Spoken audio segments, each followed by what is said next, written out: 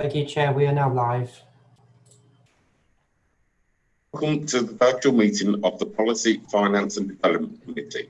It is 6 p.m. on Tuesday, the 16th of June, 2020. My name is Councillor Dean Gamble and I am the Chair of this committee.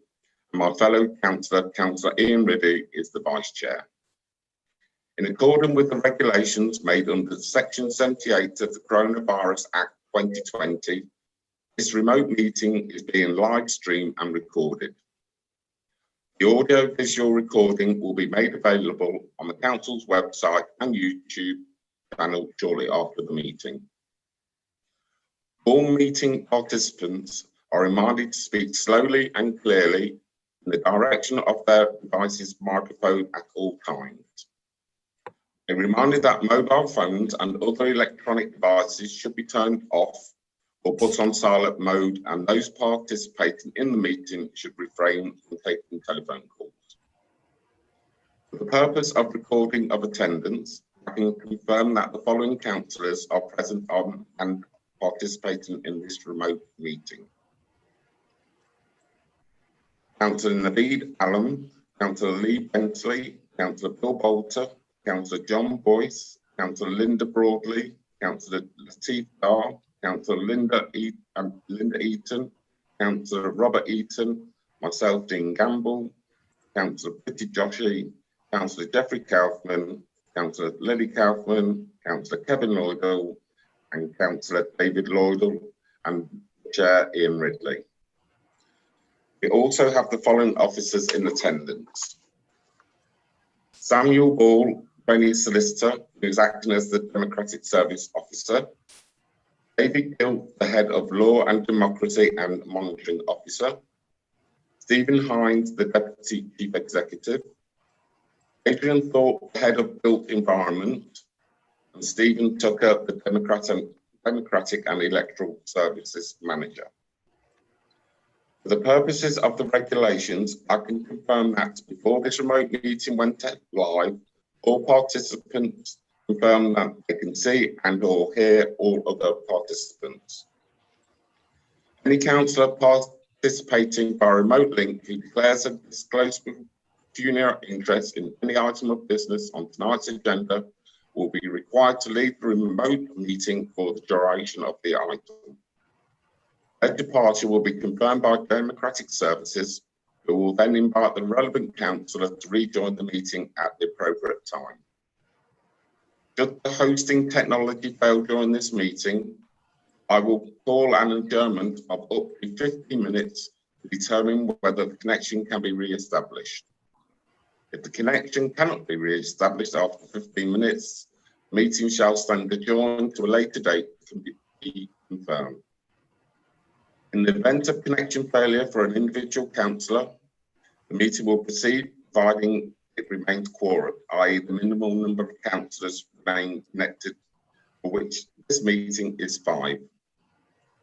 Should the meeting no longer be quorum, I shall be adjourning the meeting and any other remaining items of business will stand deferred to a later date to be confirmed. Councillors must indicate their wish to speak by using the raised hand function on Zoom. Democratic Services and I will work in tandem to invite each member to speak in the order their hand was raised. Before proceeding to the vote on any item of the agenda which requires a decision, I will ensure that all councillors and officers have no further comments to make by confirming with Democratic Services that no hands remain raised. And I will clarify what motion is being voted upon. Democratic Services will call each councillor's names in alphabetical order by surname, and each councillor will confirm whether they are voting for, against, or abstaining on the item. Democratic Services will record each response, and once all councillors have voted, confirm the outcome of the vote. In respect of voting on all of the housekeeping or information only items on the agenda, for example, the approving of the minutes of the previous meeting, I will ask councillors to raise their hand on Zoom, and if all hands are raised, those items will be agreed by general affirmation. Finally, may I politely remind all participants that they must not act in a disorderly or disruptive manner or otherwise interfere with the committee's proper conduct of its business. Thank you. Right, we'll start at agenda item 1, apologies for absence. Mr. Tucker? None received, Chair. Thank you. Agenda item 2, appointment of substitutes. Mr. Tucker? No substitutes, Chair. Thank you. Agenda item 3, declarations of interest. Mr. Tucker? If any member has an interest they wish to declare, if they could raise their hand on Zoom now. I see no hands raised, Chair. Thank you, Mr. Tucker. Minutes of the previous meeting. Am I to sign the minutes, or has any councillor got anything to say regarding the previous minutes? So if members are in agreement that the minutes could be signed, if they could just raise their hands now. Using the Zoom raise hand app, please. Oh.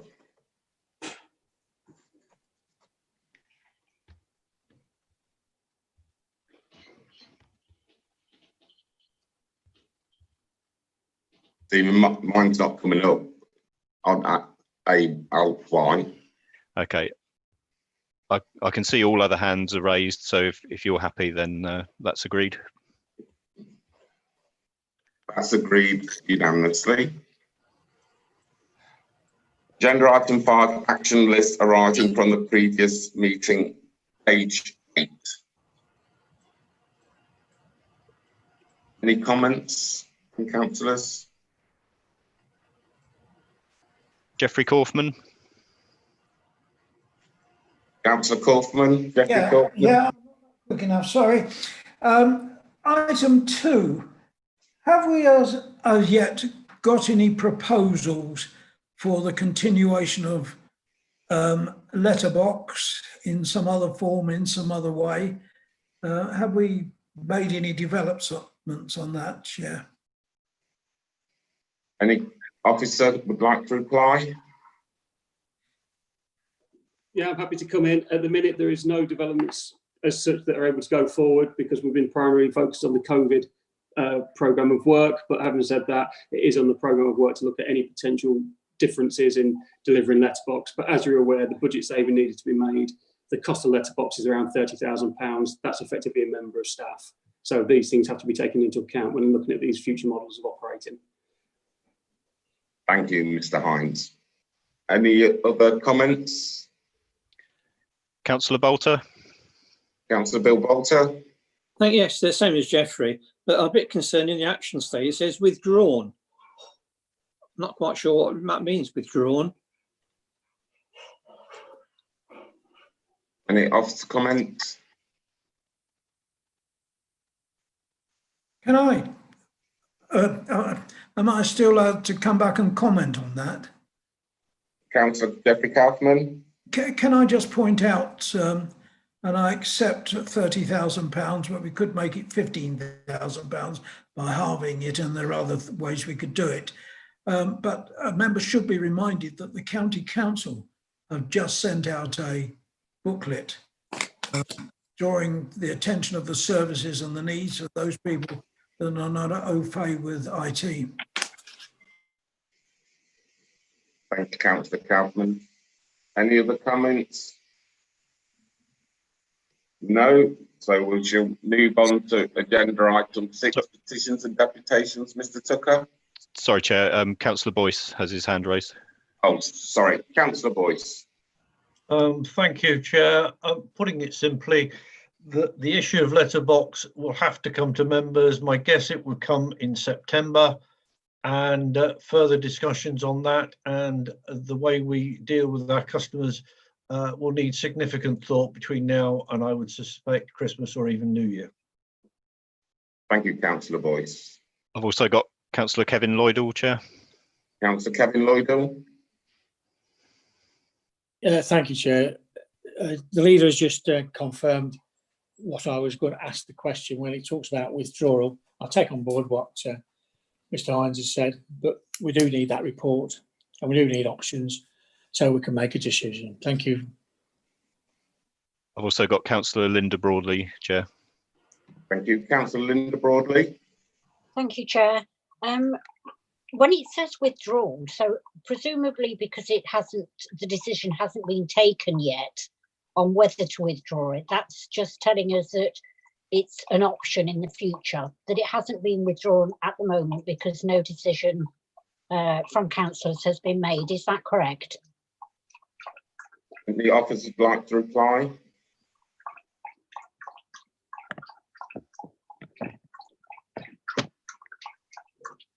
Could I have an officer to reply, please? Thank you, Chair. Councillor Broadley. Sorry, just going through that. Unfortunately, I wasn't privy to the conversation at PFD and only saw these minutes now. So as Councillor Boyce says, future decisions will be coming in September. At the minute, we have got to digress. Just to put in context, as I said in the members' briefing in the Q&A, we're looking at least £1 million shortfall this year. So these things will have to be taken into account as well as future service delivery options on their own. It's a much wider spectrum of influences now than just as if it was, do we do this X, Y or Z ways? We've got to look at, do we do it X, Y and Z, and what COVID has done to our finances, which is effectively decimate them. Thank you, Mr. Hines. Sorry, can I come back? Yes, Councillor Broadley. Yes, I understand about the finances, but what I was asking is, obviously, when we have a report which includes the financial obligations that we have and everything else, that is when the decision will be made. It hasn't been made at the moment, is what I'm asking. No decisions have been made at the moment, and it will be going to the September meeting. So in the action list, then it should have said possible withdrawn, not withdrawn. I would say that is correct. Councillor Boyce. If you actually read the action details narrative, the consideration of withdrawing letterbox was going to the IT and communications working group, which has not taken place since the start of the COVID outbreak. Therefore, as a description, withdrawn is probably either withdrawn or on pending. Nonetheless, no decision, and the whole process is going to happen in September onwards. Okay, thank you for that. Any other comments from councillors? Councillor Lily Kaufman. Councillor Lily Kaufman. Yeah, thank you, Chair. It says here on the text on number 2, due by ongoing. To me, that seems that it's going to come back. Am I correct?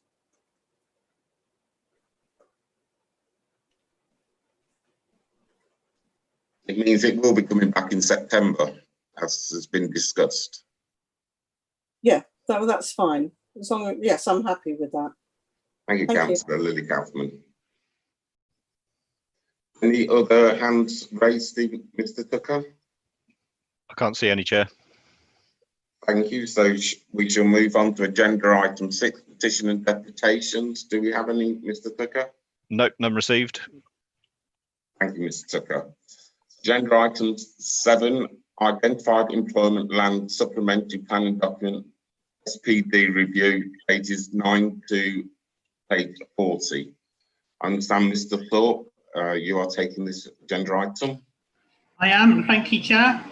This report seeks approval of the draft employment site supplementary planning document for an 8-week period of public consultation from the 22nd of June. The document has already been subject to a period of member consultation, following which several changes have been made.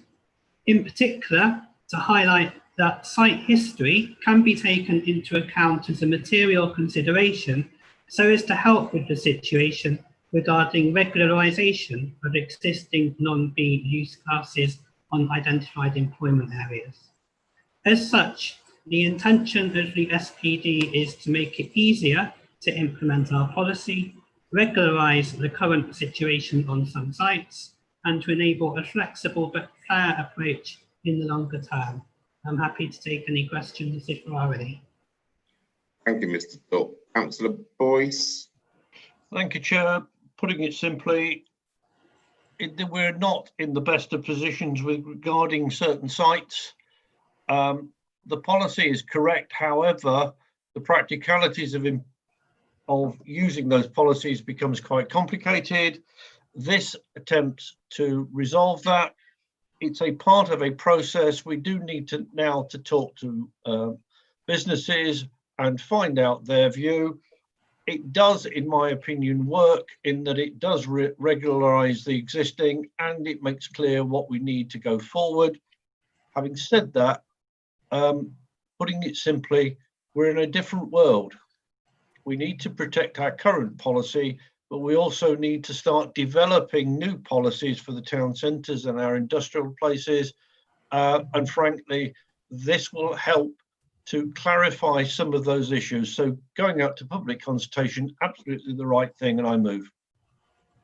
Thank you, Councillor Boyce. Councillor Lee Bentley. Thank you. Yeah, me okay? Yes, thank you. Yes, thank you, Chair. Whilst I'm not completely happy with this document, it does give an amount of clarity. I do consider there needs to be a few tweaks on it. I'm happy for it to go out for consultation. That's what the recommendation is. But could I ask, as members have already been consulted on this, when it goes out to public consultation, will members be able to reconsult with regard to the document? And also, how is this document going to be put out for consultation for the businesses? Is it just going to be on the website, or are letters going to be sent to the individual businesses to make sure that we get a good response from them? I'm just a little bit concerned that if it's just put in the paper and it's just on the website, not an awful lot of people will know that it's actually out for consultation, and we need a good response for this. So can I have those questions answered, please? Thank you, Councillor Bentley. Adrian? Yes, we'll follow our statement of community involvement in relation to public consultation. So we will do all the usual methods, such as putting it on the website, press releases and social media and the like. We also said that we would specifically consult agents because there's the issue of the work that would be required in terms of marketing a property. So we will specifically send out to those.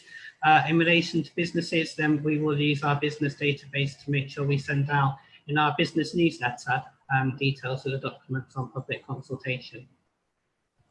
What about members? Oh, sorry. Members, of course, they're able to respond to the public consultation. Okay, in that case, I second then. Thank you, Councillor Bentley. Councillor Bill Bolter. Thanks, Chair. That's one of the questions I was going to ask. Who's going to be consulted? You know, so members of the public consultation, that can cover a multitude of sins. And the method of consultation is also very important, but you've covered that. What I'm referring to is on page 31, 344.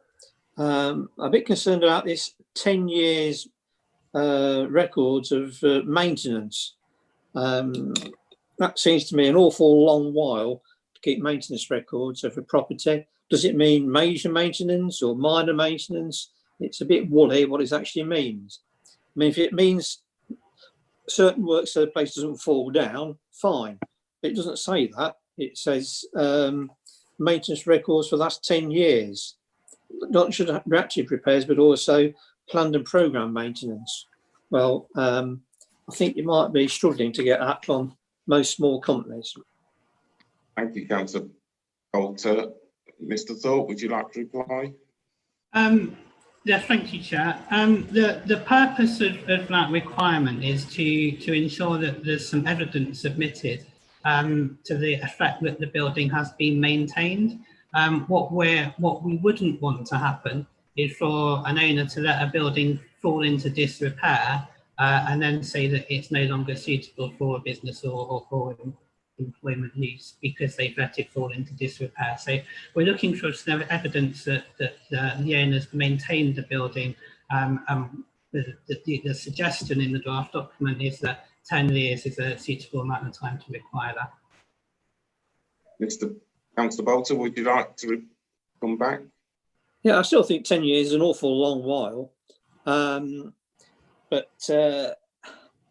Well, let's see what the public say when you consult them. What powers have we got to make people maintain their buildings? As far as I'm aware, we've none. So, you know, you can't force people to maintain a building. Mr. Thorpe? You're correct. We can't force people to maintain the building, but if they haven't been maintaining the building so as to be able to seek a change of use, then we can not give permission for that change of use. Thank you, Mr. Thorpe. Councillor Bolter, you have gone blank on the screen. Yes, I don't know what's happened. I've not touched the thing. It's just gone blank on me. So carry on. I'll try and rejoin some way, shape or form. Okay, Councillor Bolter. Are there any more hands up, Mr. Tucker? There are no hands currently raised, Chair. Right, Councillor Boyce has moved the recommendation and Councillor Lee Bentley has seconded the recommendation. Therefore, we shall go to the vote. Okay, I'll just unmute the participants, if you bear with me. Sorry, Chair, I've just seen Councillor Allams raised his hand. Thank you. Sorry, I raised the hand for the vote, not for anything else. Apologies. If we're going to take a verbal vote, then I'll lower my hand.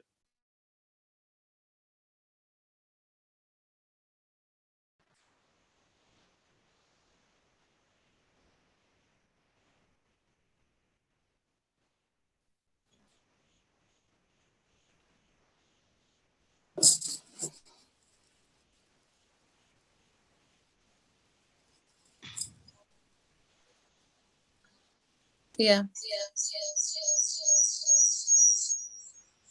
Okay, so to start with, Councillor Allen.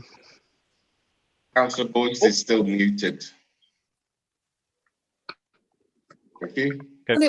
We're not. We're doing it by verbally. Okay, so Councillor Allen. For. Councillor Bentley. For. Councillor Bolter. He's on mute.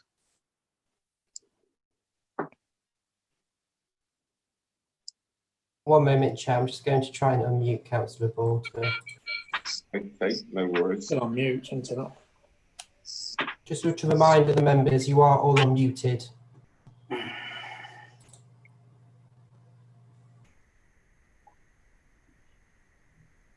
We'll have to have cake. Just to remind other members, they are unmuted. I'll continue, Chair, whilst we try and get Councillor Bolter back. So, Councillor Boyce. For. Councillor Broadley. For. Councillor Dar. For. Councillor Linda Eaton. For. Councillor Robert Eaton. For. Councillor Gamble. For. Councillor Joshi.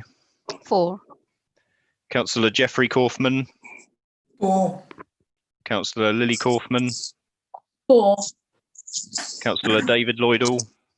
For. Councillor Kevin Lloydall. For. Councillor Ridley. For.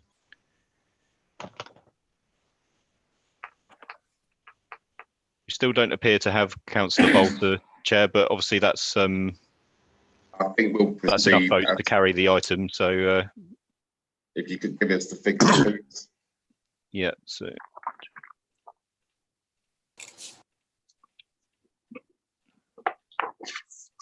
so 14 votes in favour.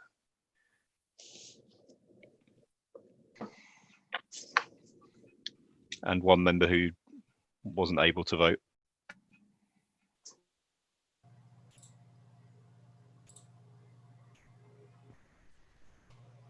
Thank you, Mr. Tucker. Therefore, the recommendation is carried, and as that's the last agenda item, I declare this meeting closed. Thank you very much for attending.